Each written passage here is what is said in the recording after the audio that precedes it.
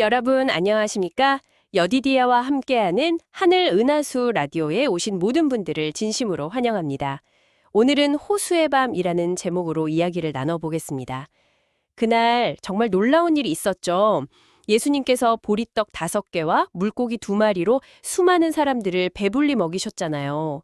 이 기적을 본 사람들은 뭐랄까 엄청 흥분해서 이분이야말로 우리를 로마 압제에서 구하고 이스라엘을 다시 세울 왕이다. 이렇게 생각했어요.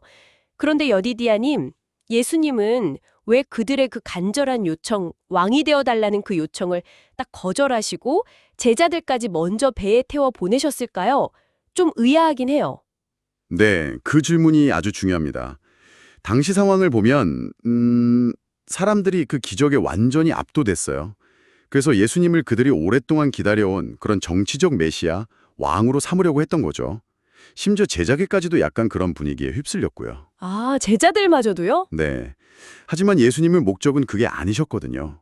이 땅의 왕국이 아니라 영원한 하늘 왕국, 영적인 왕국을 세우러 오셨으니까요.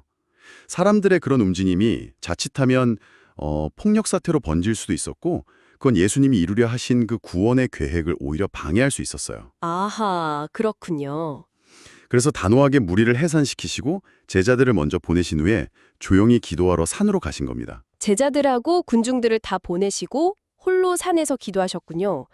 그럼 그 기도는 자신을 위한 기도였을까요? 아니요, 그게 아니었습니다. 예수님은 자신을 위해서라기보다는 앞으로 닥칠 그 큰 시련 앞에서 흔들릴 제자들, 바로 그 제자들을 위해 간절히 기도하셨어요. 제자들을 위해서요? 어떤 시련 때문에요? 이제 곧 예수님께서 십자가에 달리실 텐데 그때가 되면 제자들이 품고 있던 그 세상적인 기대 있잖아요. 예수님이 다윗 같은 왕이 될 거라는 그런 희망들이 완전히 무너질 것을 아셨던 거죠. 그 정말 고통스러운 순간에 제자들의 믿음이 아예 꺾이지 않도록 그 영적인 어둠 속에서 길을 잃지 않도록 정말 눈물로 기도하신 겁니다. 십자가가 사실은 가장 큰 승리인데 제자들은 아직 그걸 이해할 준비가 안 되었던 거군요. 그렇죠. 네. 그 순간에는 아직 그걸 받아들이기 어려웠을 겁니다. 그렇군요. 제자들은 예수님의 그런 깊은 뜻도 모르고 왕이 되시는 걸 거절하니까 실망하고 좀 불만스러운 마음으로 배를 탔다고요. 그런데 그때 바다 한가운데서 거센 풍랑을 만났잖아요.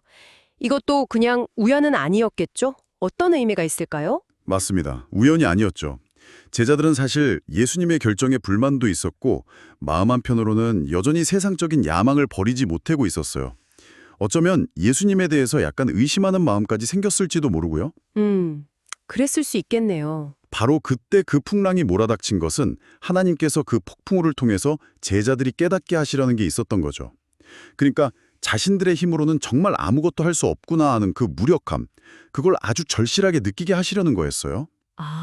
스스로의 한계를 깨닫게 하시려고. 네, 밤새도록 정말 필사적으로 노를 내었지만 배는 제자리였고 그 깊은 절망 속에서야 비로소 자신들의 교만함, 또 불신 이런 것들을 내려놓고 간절히 예수님을 찾게 된 겁니다. 그들의 마음을 막 사로잡았던 그 헛된 생각들을 가라앉히시고 오직 예수님만이 우리의 구원자시구나. 이걸 깨닫게 하시려는 하나님의 계획이었던 거죠. 절망의 끝에서야 비로소 주님을 찾게 되는군요. 그때 예수님께서 물 위를 걸어오시고, 그리고 베드로가 또 물 위를 걷다가 빠진 이야기는 정말 유명하잖아요. 이 사건은 우리에게 뭘 가르쳐 주는 걸까요, 여디디아님? 네, 베드로의 그 경험은 정말 우리 모두에게 중요한 교훈을 줍니다.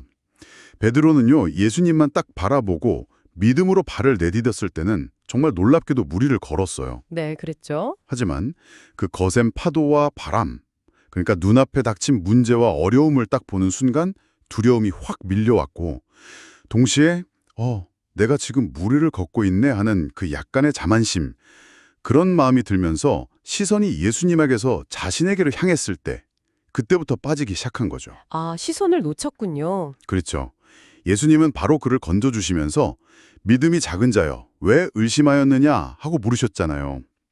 이 경험을 통해서 베드로는 자신의 연약함 그리고 오직 예수님께만 시선을 고정하고 그분의 능력을 온전히 의지할 때만 안전하구나 하는 것을 정말 뼈저리게 배운 겁니다. 네. 우리의 힘이나 능력이 아니라 오직 변함없이 우리를 붙드시는 그 구주를 바라보는 믿음, 그것만이 우리를 인생의 어떤 풍랑 속에서도 걷게 하는 힘이라는 거죠. 와, 호수의 밤 이야기가 오늘을 사는 우리에게도 정말 큰 울림을 주네요.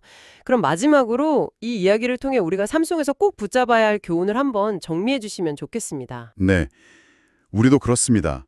인생이라는 바다를 항해하다 보면 정말 예기치 못한 시련의 폭풍우를 만날 때가 있죠. 그때 여러분, 우리의 시선은 과연 어디를 향하고 있습니까? 혹시 베드로처럼 눈앞의 문제, 그 두려움이라는 파도만 바라보면서 절망하고 있지는 않으신가요? 아니면 그 어떤 폭풍 속에서도 변함없이 우리를 붙드시고 또 능히 구원하실 수 있는 그 예수 그리스도를 바라보고 있습니까? 꼭 기억하십시오. 우리의 안전과 평안은요, 결코 좋은 환경이나 우리의 어떤 대단한 능력에 달려있는 게 아닙니다. 오직 어떤 상황 속에서도 변함없는 사랑으로 우리에게 다가오시는 그 예수님, 그분께 우리의 시선을 딱 고정하고 온전히 의지할 때 우리는 아무리 깊은 절망의 밤이라 할지라도 능히 통과해서 소망의 아침을 맞이할 수 있을 것입니다.